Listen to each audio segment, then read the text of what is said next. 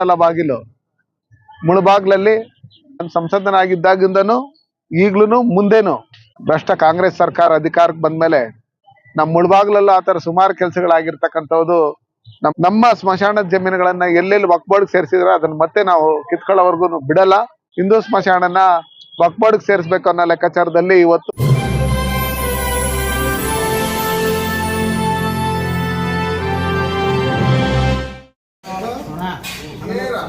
ರಾಮಚಂದ್ರ ಸ್ವಾಮಿ ಅನುಗ್ರಹ ಪ್ರಸಾದ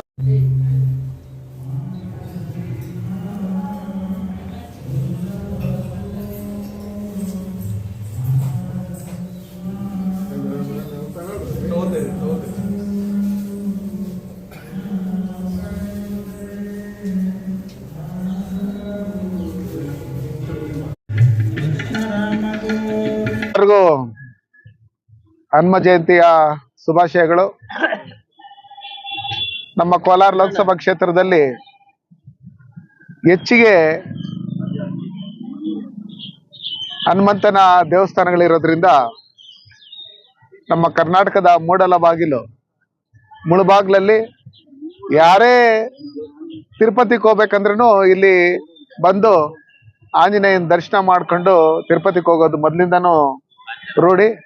ಅದೇ ರೀತಿಯಲ್ಲಿ ನಾನು ಸಂಸದನಾಗಿದ್ದಾಗಿಂದನು ಈಗ್ಲೂ ಮುಂದೇನು ಯಾವಾಗ್ಲೂ ಈ ದೇಶದಲ್ಲಿರ್ತಕ್ಕಂಥ ಎಲ್ಲಾ ಜನಕ್ಕೆ, ನಮ್ಮ ಸನ್ಮಾನ್ಯ ನರೇಂದ್ರ ಮೋದಿಜಿಯವರಿಗೆ, ನಮ್ಮ ರಾಜ್ಯದ ಪಕ್ಷದ ಅಧ್ಯಕ್ಷರಾದಂಥ ವಿಜೇಂದ್ರ ಅವರ ಆದಿಯಾಗಿ, ಅಶೋಕಣ್ಣರ ಆದಿಯಾಗಿ ಎಲ್ಲ ನಮ್ಮ ದೇಶ ಪ್ರೇಮಿಗಳಿಗೆ ಎಲ್ಲರಿಗೂ ಭಗವಂತ ಒಳ್ಳೇದ್ ಮಾಡ್ಲಿ, ಒಳ್ಳೆ ಆಯುಷ ಆರೋಗ್ಯ ಐಶ್ವರ್ಯ ಕೊಟ್ಟು ಇಲ್ಲೇನು ಕರ್ನಾಟಕ ರಾಜ್ಯದಲ್ಲಿ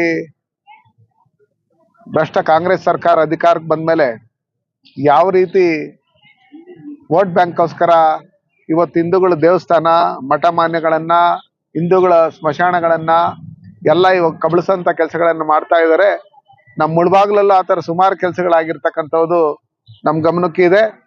ಯಾವುದೇ ಕಾರಣಕ್ಕೂ ನಮ್ಮ ಜಮೀನುಗಳನ್ನ, ನಮ್ಮ ಭೂಮಿ ನಮ್ಮ ಹಕ್ಕು ಹೋರಾಟದಲ್ಲಿ ನಾವೀಗ ಸನ್ಮಾನ್ಯ ನರೇಂದ್ರ ಮೋದಿಜಿಯವರು ಈ ವಕ್ಫ್ ಬೋರ್ಡ್ಗೆ ಏನು ಕಾನೂನು ತಿದ್ದುಪಡಿ ಮಾಡ್ತಾ ಇದ್ದಾರೆ ಅದರಂತೆ ನಮ್ಮ ಜಮೀನುಗಳನ್ನ, ನಮ್ಮ ಮಠಮಾನ್ಯ ಜಮೀನುಗಳನ್ನ, ರೈತರ ಜಮೀನುಗಳನ್ನ, ನಮ್ಮ ಸ್ಮಶಾನದ ಜಮೀನುಗಳನ್ನ ಎಲ್ಲೆಲ್ಲಿ ವಕ್ಫ್ ಬೋರ್ಡ್ ಸೇರಿಸಿದ್ರೆ ಅದನ್ನ ಮತ್ತೆ ನಾವು ಕಿತ್ಕೊಳ್ಳೋವರೆಗೂ ಬಿಡಲ್ಲ. ಆ ನಿಟ್ಟಿನಲ್ಲಿ ಮುಳಬಾಗ್ಲಲ್ಲೂ ಹಿಂದೂ ಸ್ಮಶಾನನ ವಕ್ಫ್ ಬೋರ್ಡ್ ಸೇರಿಸ್ಬೇಕು ಅನ್ನೋ ಲೆಕ್ಕಾಚಾರದಲ್ಲಿ ಇವತ್ತು ನಮ್ಮ ಹಿಂದೂಗಳಿಗೆ ತೊಂದರೆ ಕೊಡ್ತಾ ಇರ್ತಕ್ಕಂಥ ಗಮನಕ್ಕೆ ಬಂದಿದೆ.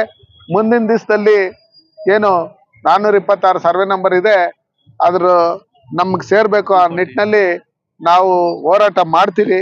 ಹೋರಾಟ ಮಾಡಿ ನಮ್ಮ ಭೂಮಿ ನಮ್ಮ ನಡೆಯಲ್ಲಿ ಭಾರತೀಯ ಜನತಾ ಪಾರ್ಟಿ ಯಾವಾಗ್ಲೂ ಕರ್ನಾಟಕ ಜನತೆಯ ಪರವಾಗಿ, ಇವತ್ತೇನು ಅನ್ಯಾಯಕ್ಕೆ ಒಳಗಾಗಿರ್ತಾರ ಅವ್ರ ಪರವಾಗಿ ಇರುತ್ತೆ ಅಂತೇಳಿ ಇಷ್ಟಪಡ್ತೀನಿ.